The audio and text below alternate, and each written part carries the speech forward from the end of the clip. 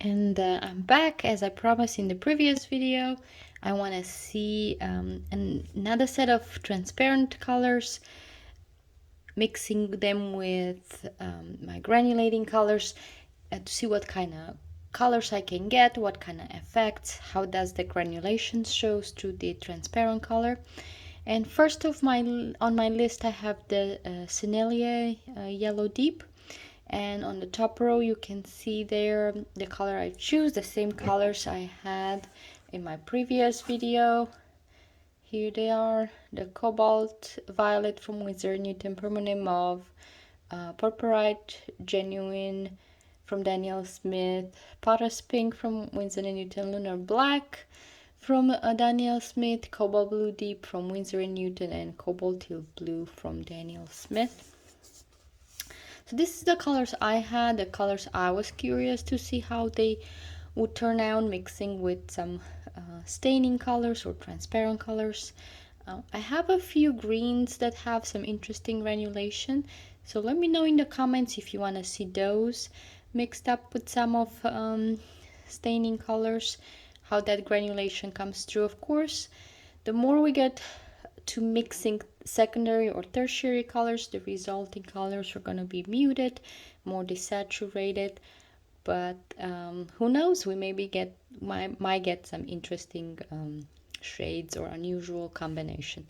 So here it is. Without further ado, I'm gonna fast forward, try to do like a real time, and then come back every once in a while if I see something worthy of comment. So see you soon.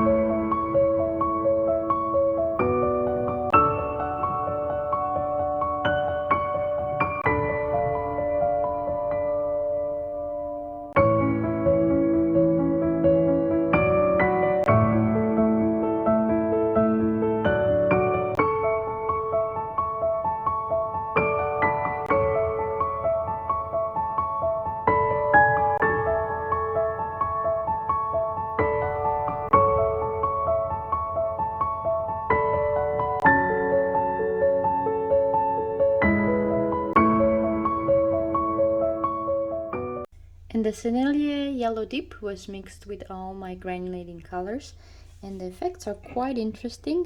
The swatches are not dry yet, but you can see, especially with the black and the cobalt teal blue, it's almost like the yellow didn't even mix with the color.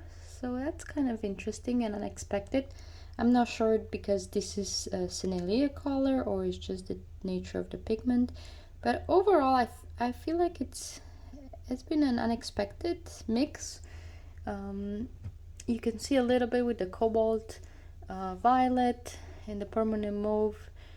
The mixing kind of desaturates the yellow slightly, especially with the cobalt violet. I can see just a tiny little bit of orange there, but with all of the colors it feels like the colors just sit together, like the granulating color almost sits on top. There's very little mixing.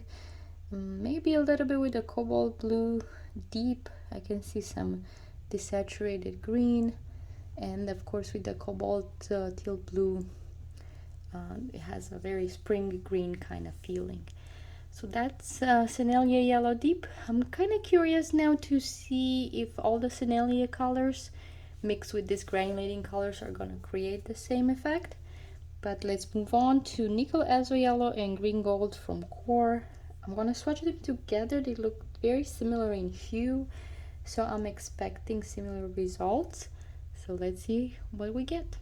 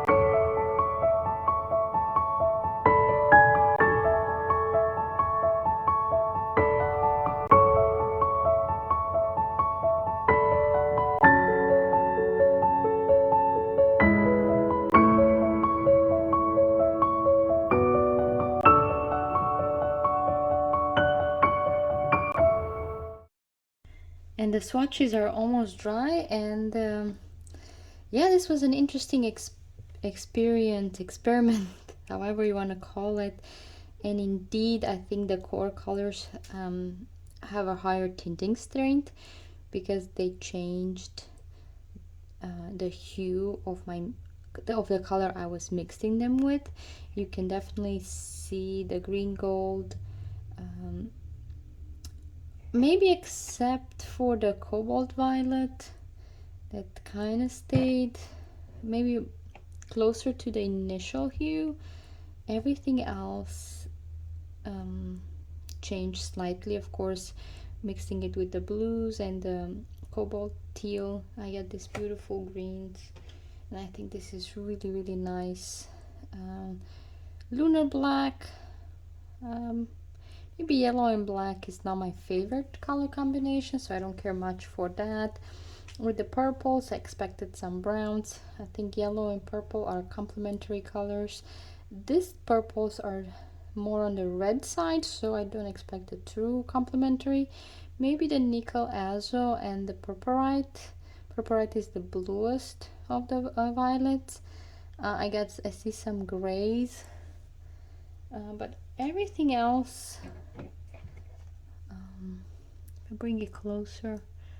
You can see the difference between the mixes from the first row with the Senelia Yellow Deep, how the granulating colors are almost identical. Very little change in their hue, and how much different they look with the core colors. So that's something to notice and to remind myself to try different Senelia colors mix with this granulating color. But now I'm curious to see how these granulated colors are going to mix with the Schminke Phthalo Green, and also I'm going to mix together the Phthalo Blue, Phthalo Turquoise, excuse me, from Danielle Smith. So we're going to do those together, since in the swatch they look very close. You can see here, and the Phthalo Turquoise is mixed with PG36, so it has a pigment green in it. And of course phthalo green is the PG7, and let's see what we get.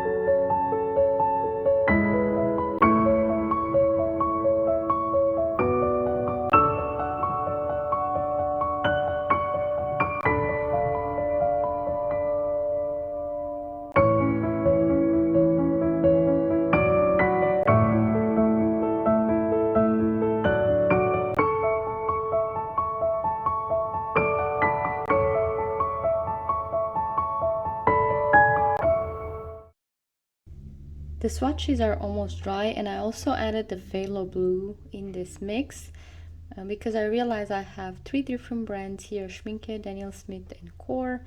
Of course, pigment, very different: PG7, PG36, and PG15, and PG15:3. And what I've noticed is swatches have in common.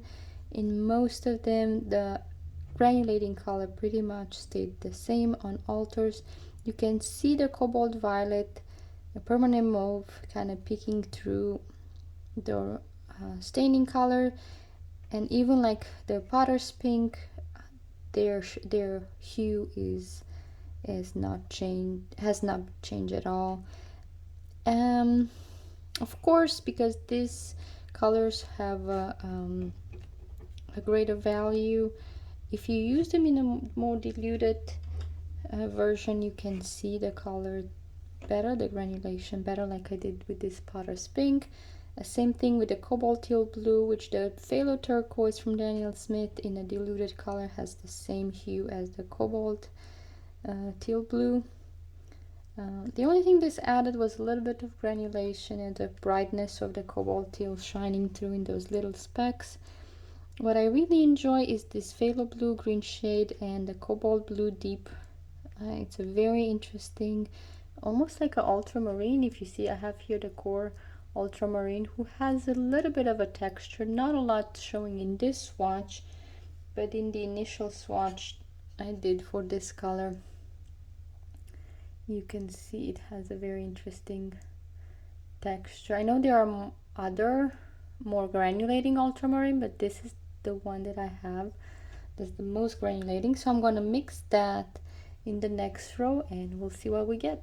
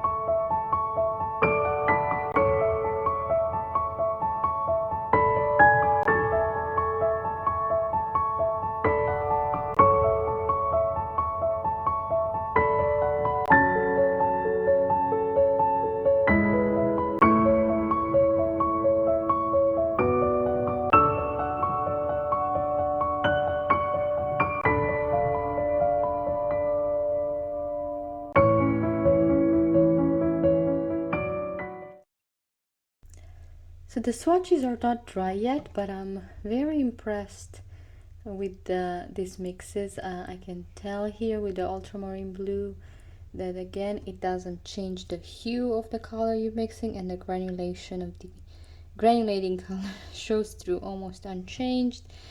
Of course, I really enjoy how it makes the cobalt violet look very, very bright, and the Paris pink, it changes hue based on the color that's next to him. It looks definitely more towards brown mixed with the blues and greens, and here mixed with this bright yellow from Senelia, to me looks almost like a pink. Of course the camera makes it a little bit more bright than it's in reality, but you can tell the difference in hue. Yeah, very interesting mixes. I'm not sure about this lunar black. So far there were very few mixes I like. Maybe if I use it in a painting and figure out some techniques, then maybe it would make it look better. I'm not sure.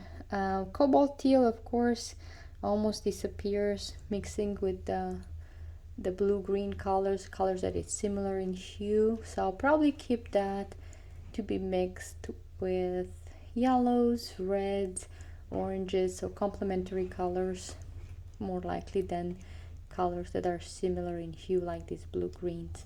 Last but not least, the axis in purple.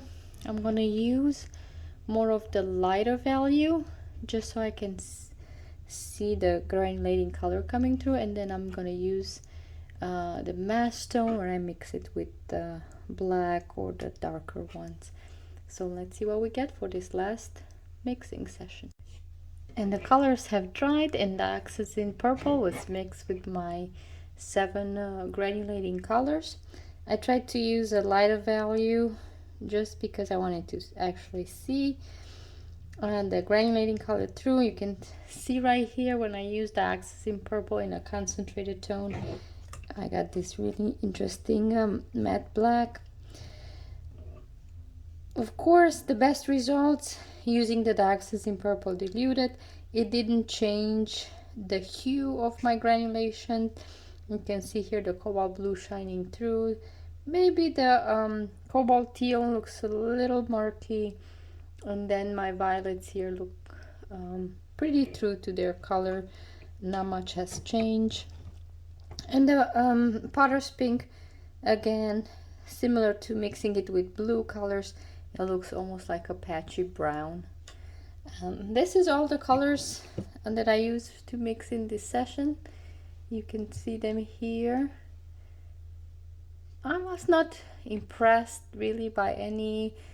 I did enjoy looking at this yellows mixed with these violets, these interesting browns.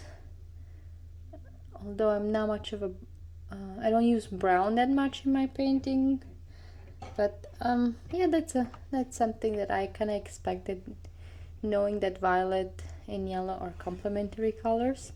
So let me know what you think, which one is your favorite, and if you like to see more of these videos, let me know in the comments. I have a few other colors that are granulating, not as strong as the ones I used for these 2 videos, but I have the buff titanium from Daniel Smith. The burnt sienna from Senelia does some interesting granulation. Piemontite genuine from Daniel Smith has that reddish brown with almost like a black granulation. Of course, hematite genuine, similar to lunar black, maybe not as large of a granulation, and somewhat of a brown yellow undertone. If my camera would want to focus on it, I guess it's such a light value. But also I have here cerulean blue chromium from Core, has some interesting granulation going on. Let's see if you want to focus. Well, I guess the value of this swatch is so light compared to the background, but you get the idea. And then I have 2 greens, green apatite genuine and jadeite genuine.